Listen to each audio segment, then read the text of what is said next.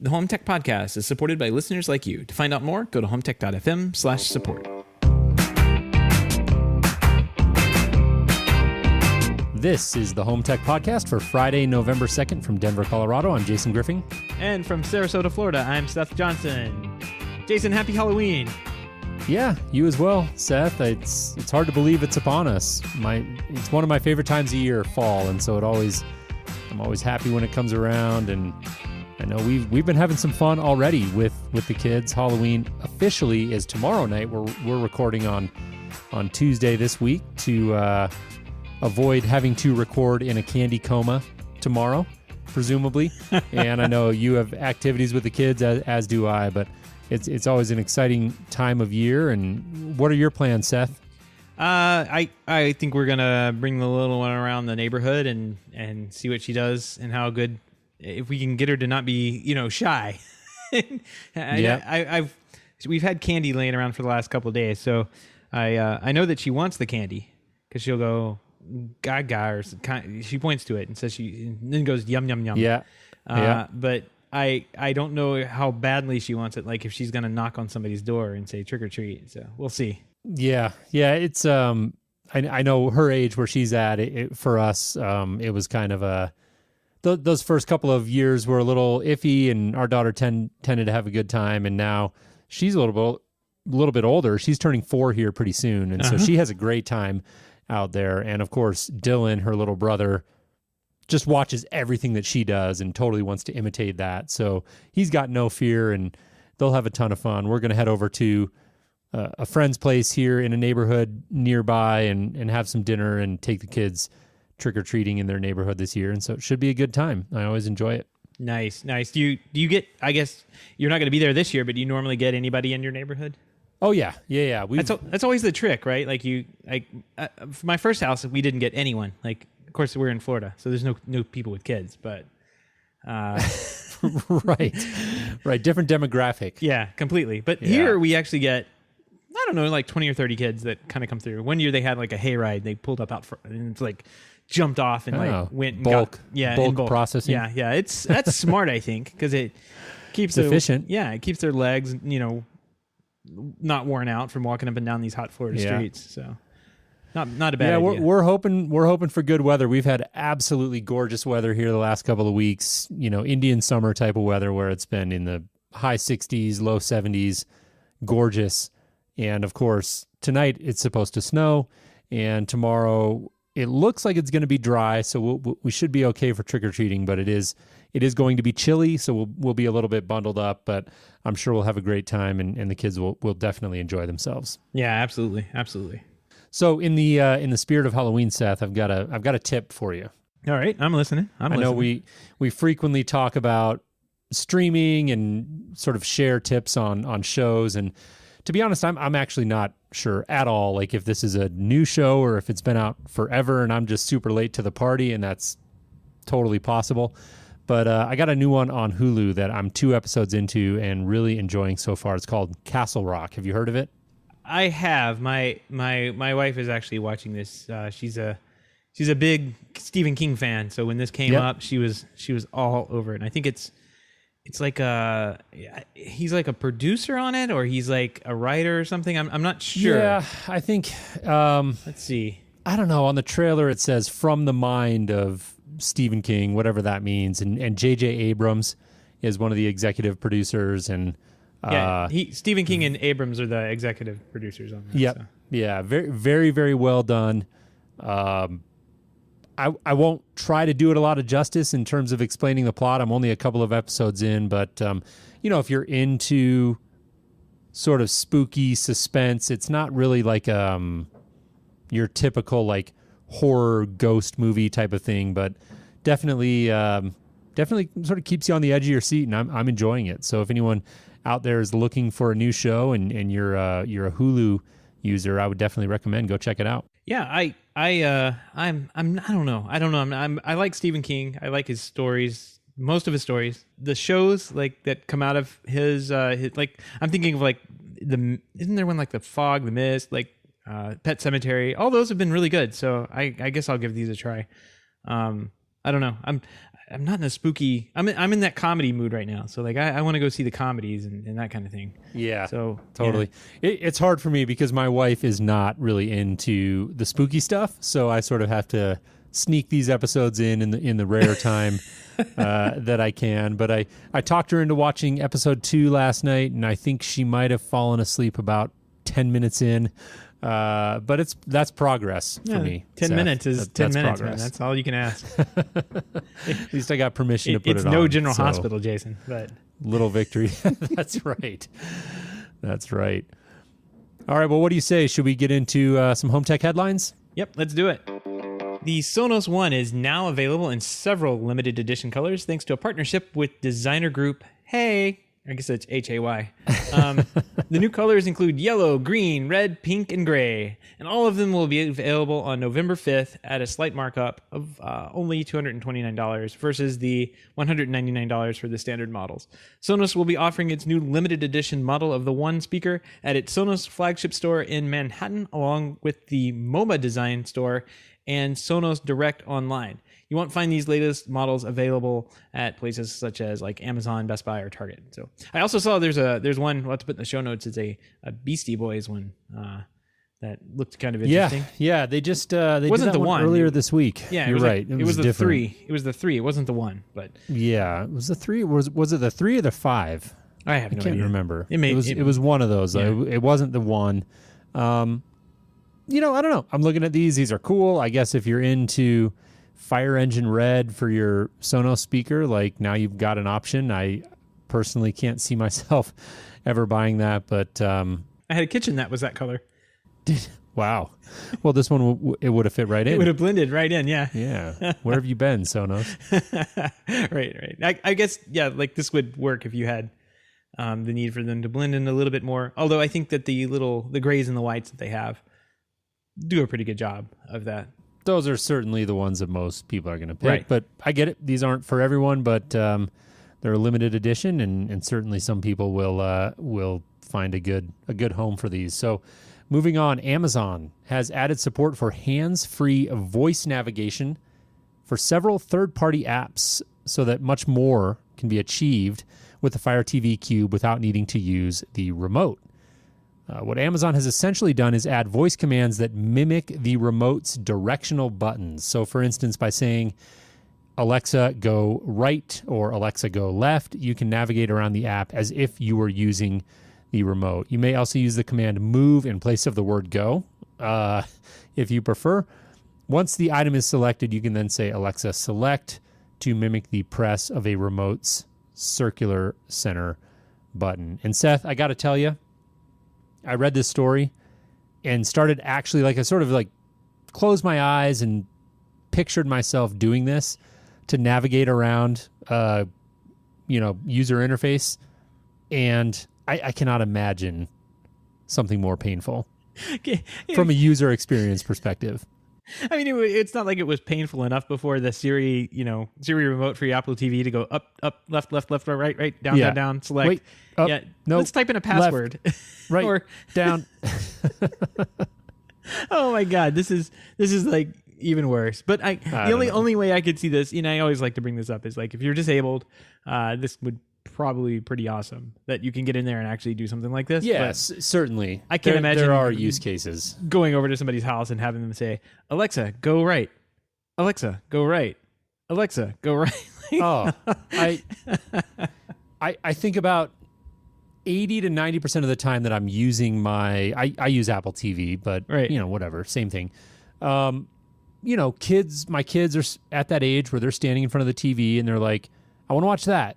No, wait, I want to watch that. No, wait, never mind, I want to watch that. And so I just picture myself, Alexa, go right, left, up, down, up, left. And it's just, so I don't know. I have a really, really hard time imagining that this is going to be a useful feature for most people. But like you said, there are going to be edge use cases, and who knows, if you need to go cursor right and hit select, and the remote is 15 feet across the room, and that's all you need to do. Sure, it may be useful, but thankfully this is sort of a stopgap. Most apps these days are integrating more I guess, natively with these voice interfaces so that you're not actually using the navigation on the screen, but rather you're saying play this show or play this episode, and you're tapping directly into the content. So this is sort of a Band-Aid to help you move around in apps that don't have that sort of integration, which over time will become less and less. Still kind of funny, and I can't imagine that our show, now that we're not editing, is not going to cause some problems.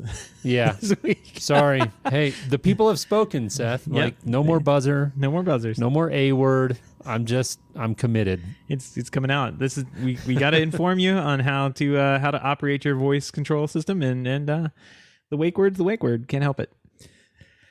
All right. So today, Apple announced a bunch of new hardware things. A new MacBook Air, which hasn't been updated since 2015, and a new iPad Pro, which looks pretty compelling to me. Like a lot of people said they were bored by the Photoshop demo, and I thought that was pretty amazing. Like what you could do with just an iPad these days, like a little tiny sheet of metal and glass. Like it's a computer now. Yeah, it's a real computer. And then they also updated the Mac Mini, which is the first time since 2014, and it came out with all new Intel processors and memory, like ungodly amount of memory that you can do, up to 64 gigabytes of RAM, which I think back in 2014 or the 2012 that I have is only 16 gigabytes of memory. So that's pretty awesome. And all this is finally available on November 7, it looks like. Yeah. I know people can't see me right now because we're an audio show, but I've got my hands up in the air, and I'm celebrating a new Mac Mini. I'm excited for that. It's been a really long time, 2014, so 4 years since they updated this device. I've got one sitting right here on my desk. It's what I use for my personal computing, record on that computer every week. I've had it. It's a workhorse, and I think it is, the thing with Apple and their computers, they fetch a premium. They're not cheap machines. Right. And when you start looking at the all-in-one computers that have the monitor and everything, I'm drawing a blank on the name right now. It's the iMac. Yeah, the iMacs. They get very, very expensive in a hurry, and I've got a great monitor here. I've got a couple of monitors around my house. I don't need to spend the extra money to have that premium Apple logo on my monitor. And so, the Mac Minis have always been very appealing to me. Mine's still working great right now, but eventually I'm going to be in the market for a new computer, and was really hoping. I was getting a little worried there. It had been so long since they updated it that I actually wasn't sure if they were like maybe planning to discontinue it or what was going on with the Mac Mini, like what their plans were there. So excited to see this. The base model starts at $799, but of course the specs on that are probably not, they're minimal, something that most people are going to buy. If you're going to go out and buy a Mac Mini, you're probably going to end up spending more than that. And the options there's a second article, Seth, that we'll link to in the show notes at HomeTech.fm/232 that talks about, all of the different options, right? And the things that you could put into the Mac Mini and the MacBook Air and the iPad Pro. The Mac Mini goes up to $4,200. So that's a crazy range when you think about it. It could be anywhere from $800 to $4,200, depending on the options that you select. So several tiers in between there. But these things can definitely get expensive, but you're going to get a lot of horsepower for that as well. I'm looking at the one under my desk here. It's not really, it's on the desk, but it's under something that I have. And it looks like the form factor is the same. There's a couple of different ports on the back they have the USB-C stuff on there, which is kind of cool. But I think the overall, the general design looks the same. I don't know. I think you have a newer Mac Mini than I do. I think you have like a 2014 or something in that range, and I have the older 2012. I still have a little black dot on the front of mine for IR. I don't know if yours has that. Yeah, no, mine does. It does. Okay. So This one does not. I think the IR is gone. Which, remember, you could actually take an Apple TV remote back in the day and launch this, I forget what they called it, but it was like a media player built into the Mac, and you could just use the Apple TV remote and go up, down, left, and right. Or you could just yell at it, I guess. Turn left, and it would do it. No, it wouldn't do that at all. Well, that's only Alexa.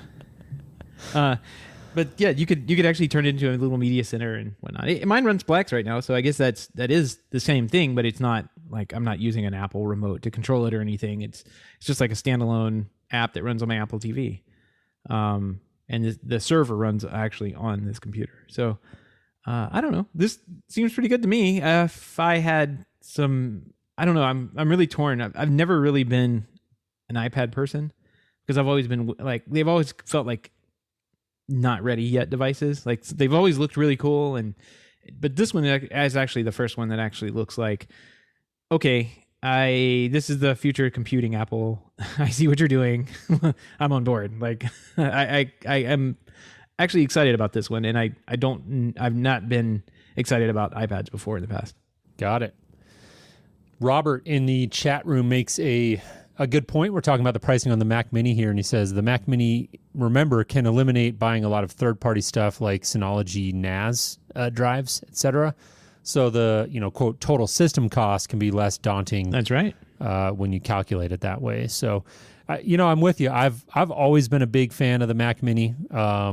This I think is the second one that I've owned, and like I said, I'm going to be in the market for another computer at some point in probably the near future, and the Mac Mini, I'd be surprised if I go any other direction. So on a personal note, I was super happy to see that this device got updated. I was, again, starting to worry that they were just going to do away with it. So this was good news for me.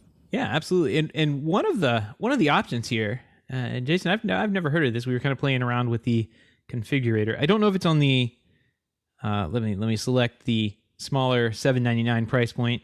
Let's see. Yes. Okay. So on both of the Mac Minis with processor types that they offer, it looks like you can get what is called 10 gigabit Ethernet in base T. N is in Nancy, base T. And it's a $100 option. I'd never even heard of that. Yeah. I mean, Wi-Fi is built into these things. They will get on a Wi-Fi network, no problem. But this is a new one for me. And, I guess we cover Wi-Fi a lot. There's Wi-Fi 1, 2, 3, 4, 5, and 6 now. But and all those 802 numbers nobody cares about anymore. But we don't really talk about how wired Ethernet is sitting back in the background, just kind of plugging away and getting faster and faster. And this is pretty cool. This supports, according to Apple here and according to Wikipedia, it supports 1 gigabit a second, 2.5 gigabit, 5 gigabit, and 10 gigabit Ethernet. So, and that uses the standard RJ45 with a Cat5e or a Cat6 or Cat6a kind of hanging off the back of it. So that's, if you need to move some data around inside of a building or inside of a house, that's pretty awesome. It's built right onto the motherboard. Yeah.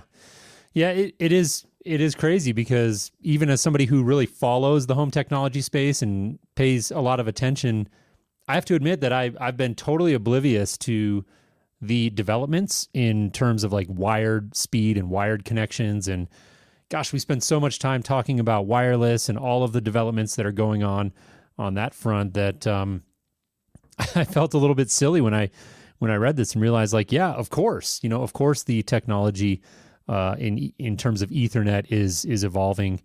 Robert here in the chat room is pointing out again, 10 gig E is what he's referring to it, and so I'm struggling with terminology a little bit. I'm assuming we're talking about the same thing, but says is the next generation data center Ethernet used by video production and other high data moving applications.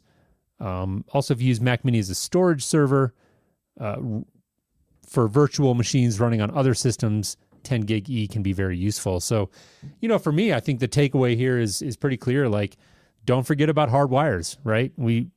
Wireless seems to be all of the rage for obvious reasons. It's super convenient, and nobody likes a bunch of cabling running around their desk and stuff like that. But ultimately, having the appropriate infrastructure in your home, if you've got it, then you may as well use it. And hardwired is always preferable. I mean, I tell people that all the time. It's if you've got the option, hardwire it without a question.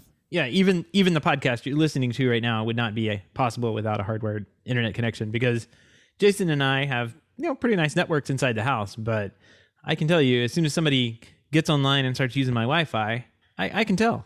And so, like, having the hardwire built into the computer and I plug it right in, I don't even worry about any interference or anything like that. It's going to come through the Wi-Fi system. It's all taken care of and plugged directly in. So yeah, wires matter. Yeah. It's like a bumper sticker slogan. Their wires matter. There you go. Show title. Exactly. What I see here is on Wikipedia, it's interesting. It looks like you can get the 5 gig base T, which out of using Cat 6 cable, 2.5 or 1 you can get off of Cat 5e, and if you want the 10G base T, you're going to probably use some fancy switching equipment, but you're also going to have to use Cat 6a, and it looks like it works up to 55 meters or less. So some pretty fast speeds there using copper wire. We're not talking fiber optic here. We're just regular old copper cable. Yep. They have really turned the screws on locking down some ways to get some speed out of this thing. And it looks like, I'm looking through this, it was kind of one of those standards they've been working on for a while, and it was approved September of 2016. So not too long ago, just 2 years back. And, about that time, we were probably talking about Eero and all the new mesh Wi-Fi stuff, and skipped right over this. Right. Yeah, there's kind of a cool graphic on a Wikipedia article that, again, we'll link to in the show notes, HomeTech.fm/232. And it's got this sort of 3D like visual drawing representing bandwidth, right? And it talks about 10G base T versus 5G base T, and then going all the way down to like 10 base T. And so you could sort of get a visual representation of how this technology has evolved, and then it also cross-references it with the different types of cabling that you would need in order to leverage those speeds. So pretty interesting stuff. And, copper's going to hang around for a while, right? We've been hearing conversations in the Pro channel for, I feel like, a long time about copper reaching its like shelf life, and fiber is going to be the thing. And to me, it's ultimately, like we've still got a ways to go with copper, and for what the vast majority of us do in our homes in terms of data consumption, I'm not super concerned about fiber. If I were building a big house tomorrow, I wouldn't personally be worried about fiber, unless you've got some crazy applications for it. Yeah, the only applications I've ever really come across that I've kind of needed it on, but not had it, were like doing video HD over IP video distribution. You can actually stack switches in those systems, and you can put switches, like the same switches, out in outbuildings and have fiber run in between them, and actually all of the source equipment be in one in the central building, and then pipe out to other TVs in the other outbuildings. So I've done that before. It's kind of a really cool application and use case that I didn't wire the house for initially, but was able to retrofit in, and able actually to get it working over copper, which I was kind of surprised about. But 1080p, I didn't really need 4K or anything like that, and it worked. So it's been working for years out there, and they've been happy. So can't complain. But that's the only time I've ever been like, man, I really wish I had copper in between these buildings. It'd be nice. Yeah. Yep. Definitely use cases out there for it. But like I said, I think this was a good find. It totally was something that I didn't realize was going on in the world of Ethernet, and makes perfect sense. So yeah, go check that out. Read up on it. Pretty interesting stuff. Speaking of network speeds, Seth, one of the other things that we wanted to touch on this week was 5G. So we've had a couple of stories, I think one last week and one the week before, where we're talking about 5G, and you're starting to see it pop up in the headlines. And if you're not, if you haven't caught those, like it definitely is starting to pop up more regularly, right? We're starting to see more and more 5G, and certainly you've heard the buzz about it. But there are some drawbacks, and there was a really great piece this week in Digital Trends that we'll include in our show notes that talked about why we might not need 5G at all. And while I think that 5G is the writing's on the wall, like we're going to have 5G whether we need it or not, like it's a bigger number. Of course we're going to have it, right? it's going to happen. So that's certainly not why I bring the story up. But there's some great stuff in here that I didn't really realize or appreciate before about some of the drawbacks of 5G. And so I thought it was an interesting article that we could at least discuss here for a few minutes. And certainly the obvious things are 5G promises really fast speeds, and we all want that. But there are a number of drawbacks in terms of the primarily revolving around the ability of a 5G signal because of the millimeter wave bandwidth that it uses. It is very, very bad at penetrating through materials. So this article literally talks about a stop sign. A stop sign could prevent the 5G signal, could completely block that signal theoretically from reaching your phone. And so right, there's quite a bit to pick apart in this story, but yeah, it's pretty much, yeah, exactly. It almost requires line of sight with, very, very few exceptions. So it's an interesting read. One of the stop signs aside, one of the interesting things I saw in here, and of course it's more drawbacks. Is like, of course the carriers are doing different things, right? So Verizon's rolling out a non-standard. We talked about this in the past. They're rolling out a 28 and 39 gigahertz spectrum, and then everybody else is running something else, 30 to 300 gigahertz. And then I think Sprint, I read in this article, is kind of rolling out 5G on their same spectrum that they run 4G on. So it's all going to be mixed and mashed up. And then you're going to have to basically install some type of antenna device, or they're calling them small cells in this article.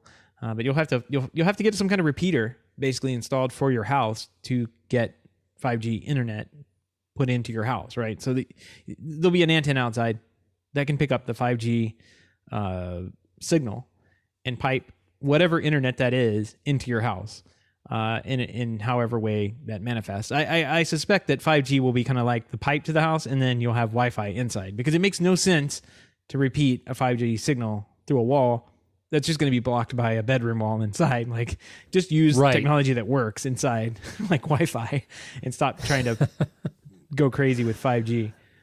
Yeah. But man, there's a lot more roadblocks and hurdles that this technology that, man, if we haven't heard anything about in-base T, I have heard nothing but fanfare on 5G. Like that, it's going to be so cool when it gets here. It's so awesome. And like everything I'm reading about it is like, no, this is going to be messy and ugly. And I'm not going to get near this until like maybe 6G will be awesome, but 5G does not look very, very, very tempting. More G's, just give me more G's, right? Yeah. One of the other interesting things about this article is it talks about advances in 4G, and 4G LTE apparently, according to this article, is approaching 400 megs per second already. Like, that's happening today. So 400 megs per second versus a gig per second. Sure, well, that's a theoretical. Like I think 5G is only 300 at this point. Like, that's what they're offering in their plans. Right. That was, yeah, that's exactly what I was going to say. Is like 5G, a lot of people think about as this gigabit per second technology, but that's theoretical. That's like what they can do in a lab, like a very controlled environment, right? 4G LTE is approaching 400 already. They have plans to boost this even faster. So they've got, according to this article, technologies called carrier aggregation, and I always forget the proper way to pronounce this, MIMO or MIMO, multiple in, multiple out. That's a common Wi-Fi thing that you hear about. It's just more sophisticated antenna technology. But, with these plans that they're working on, like 4G is going to begin pushing closer to those same theoretical speeds. So the article asks the question, like, is 5G even needed? Right? Again, I think 5G is a foregone conclusion. I think it's going to happen. there's a lot of big money invested in it, and it's this sort of sexy, like appealing technology that a lot of people are excited about, but really good read. Like I would highly encourage you if you're listening to this episode and you've been hearing a lot about 5G, but you're not exactly sure what's going on. Like this is a quick read. It's not a super long article. Go check it out because I think it does a really good job of it's not all down on 5G. Like it talks about what some of the good things about 5G are, but there are plenty of hurdles that this technology still needs to clear. Yeah, and for something that, I mean, it needs to clear, but it's also like they're rolling it out now. They're rolling it out. Verizon's rolling out their version in a couple of cities. And then I forget who we said was the next one. AT&T, I guess, is starting up theirs as well. But yeah, I've got to wonder if it's even, I don't know. The rendering it unnecessary is probably not the right thing. We always want faster things. And if 5G can get us to 1 gigabit per second data limits, I mean, 400 is not going to be acceptable to many people very much longer. So, but given like that said, like we're always going to want faster things. I wonder how that's going to manifest, because some of the things that they're saying in this article that this is going to require is that carriers are going to need to put out these small cells on every, this is kind of hyperbolic, I think, but every flag and telephone pole, street sign, building, whatever. Finding places to put all those antennas will be a preposterous challenge in and of itself. And yeah, I mean, that could be what they have, like some kind of repeater technology, but I don't know, like 5G could be just the backbone to whatever that little black box is that sits on your telephone pole or sits on your house. And then maybe that can serve both your house and other houses in the area. So I don't know. Like I think we're pretty crafty with technology. This tool will upgrade and surpass itself in no time. Like we'll be talking about 6G in 2 years anyway. So I don't know why they're worried about 5G so much. Like 6G will be right around the corner. Yeah, there's just a lot of misconception. Greg in the chat room says he has a client who claims 5G is going to put Cisco out of business for selling switches. Greg goes on to say, not quite sure how that computes, but he's the finance investment guy worth millions, right? I don't know. I'm with you. I personally, I don't profess to be an expert, but I'm with you in the sense that I think 5G to me makes more sense as like a backbone out there moving data around on a broader scale. And once it gets to that last mile to the home, like I think there's still going to be a need for like a Wi-Fi for the foreseeable future. There's going to be a need for Wi-Fi and a router. And like, I mean, I don't personally want every device in my home connected straight up to 5G through, straight up to the cloud through 5G. Like I'd rather have a router and a firewall and a little bit of control over, how my stuff is protected on my personal network. And maybe that's going to be an old-fashioned view someday. Like maybe literally everything at some point will be 5G or 6G or 10G or whatever at that time that we're at, and it goes straight up to the cloud and all the magic happens up there. But for the foreseeable future, I think 5G is it. We talk about it on the show because it's relevant. It's largely talked about as a mobile technology. So most of the stories you're going to read about 5G, if you go start poking around, they're going to be related to cell phones, and that's really where a lot of the focus is right now. But how does 5G impact data delivery to and from the home, and what does that actually equate to for an everyday user? I think is still something that we're all trying to figure out. Yeah, I mean, you're gonna have to think about, and you're gonna have to wire for it. Like if you're pulling wire in a house, I don't even know I guess you need to bring maybe some Cat 5 or Cat 6 cable out to the soffit somewhere. Who knows which direction the antenna is going to be that you need to point in. Like that, this is going to be a mess, I think, for a while. So I'm not really not really encouraged by what I've been reading on 5G. It'll give us plenty to talk about. Yeah, exactly. Like, well, I mean, I can't I got to stop playing with this. I can't, I can only get, my house is kind of situated on an island. It's just an island. It's surrounded by water, but Comcast is the only people that service this island. I can look across the little tiny ditch we call a creek, and I can see a house, and I know that house has both Comcast and it can have Verizon Fios. Like everybody has, or I think they call it Frontier now, but they have fiber optic. I could get fiber to the house, but I can't get it at my house because they didn't bring it over a bridge and put it on my street, and they won't. They're never going to, because they will not. Yeah, exactly. I have a moat, Greg. Yeah, that's exact. So yeah, they're not going to bring it over my moat and bring me fiber. So I'm never going to have anything better than what Comcast can deliver over their cable lines, which isn't all that great. But if I had fiber, you get much faster speeds at a much lower price with fiber.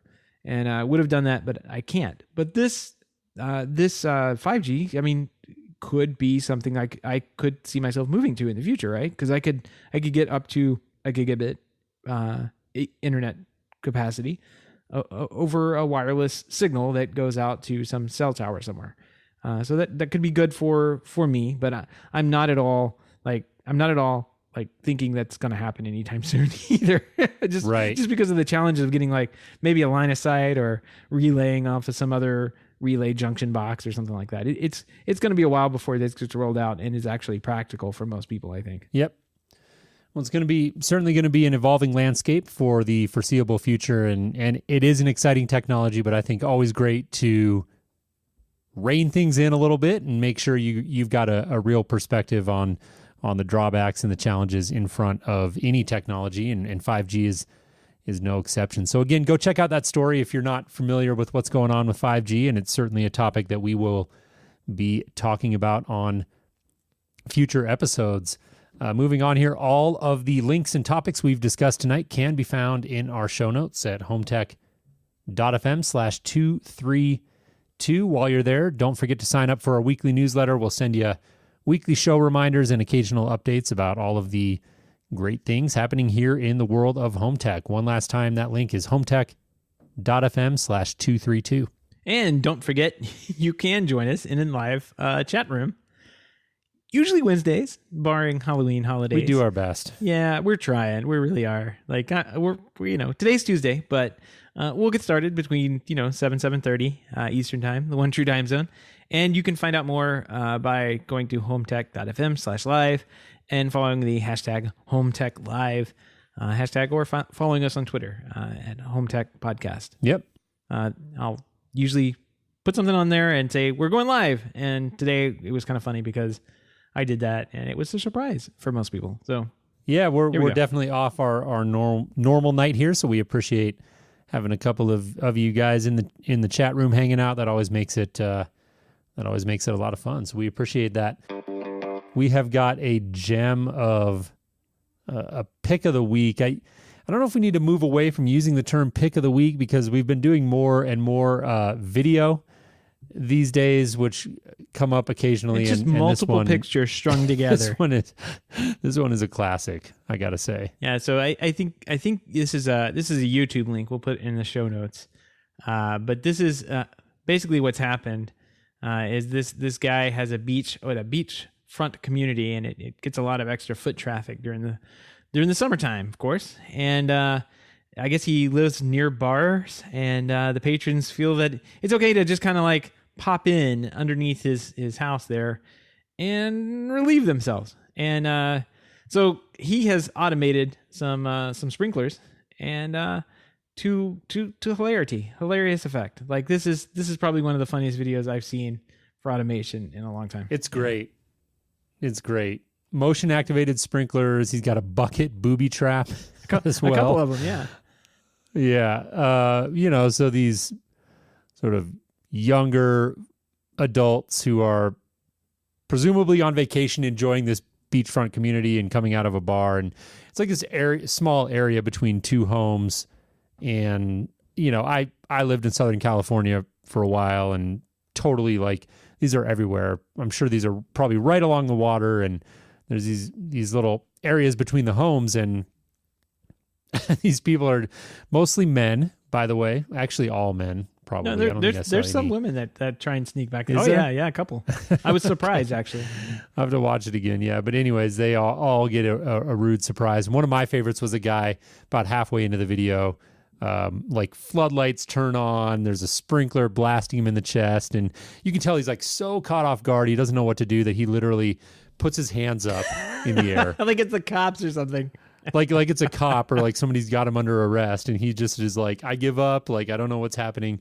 So anyways, this is a classic, and not really home automation in the sense that we typically think of it here on the show, but pretty funny. Definitely go check this out. It checks all the boxes for me. I mean, it's a picture, so it's a pic, and then it's automated. So automated. Done. And it's home technology. It's around the home, so done. That's right. No, it's great. This is a good one. So definitely go check that out. If you have any feedback, questions, comments, picks of the week, or great ideas for a show, definitely give us a shout. We would love to hear from you. Our email address is feedback@HomeTech.fm. Once again, that's feedback@HomeTech.fm. Or you can head over to the website at HomeTech.fm/feedback, and there's an online form there that you can fill out. And we'd love to hear from you. We read all of those messages and really enjoy the ideas and suggestions that we get there. So we would love if you would take a couple of minutes of time and reach out, and we'll look forward to that. Yep, and we want to give a big thank you to everyone who is supporting the show, but especially those who are able to financially support the show through our Patreon page. If you don't know about our Patreon page, head on over to HomeTech.fm/support to learn how you can support HomeTech for as little as $1 a month. Any pledge over $5 a month gets you a shout out on the show, but every single pledge gets you an automated picture. No, it doesn't get you any pictures, but it gets you an automated invite to our private Slack channel, the Hub, where you and other supporters of the show can gather every day to talk about the inside baseball conversations of all aspects of home technology. Some pretty good conversations have been going on there around different products and stuff. I've been popping in. I've been really busy with work lately, but I've been trying to pop in when I can.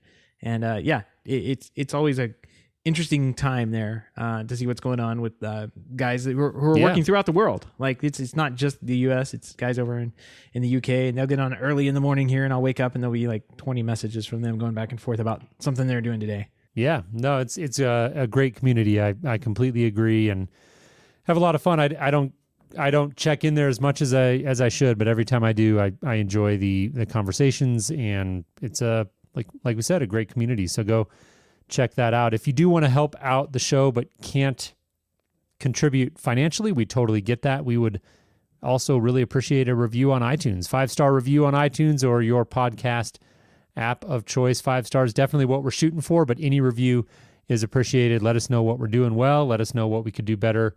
We would absolutely love to hear from you. Absolutely. Well, Jason, I think that wraps up this week. I need to go start taking, what is it, insulin? What do you have to take for too much candy? Get started on that now. Just dose up on it. Exactly. Because it's happening tomorrow. We already have too much candy in the house, and it's on. I'm no right there with you. No more keto diet. So no, this is not a good week to try and keto. That's for sure. Not at all. I have a funny picture. I'll have to dig it up and put it in the show notes. But it's like got a picture of The Rock. Like it's like me after a year of 3 years of keto. It's like, you know how he's a huge guy. He's ripped and everything. Yeah. He's like flexing his muscles. And then it's got a picture of Maui, and it's like one donut later. I gotta find that. That's great. I'll try and put it in the show notes. All right. Well, enjoy your Halloween, Seth.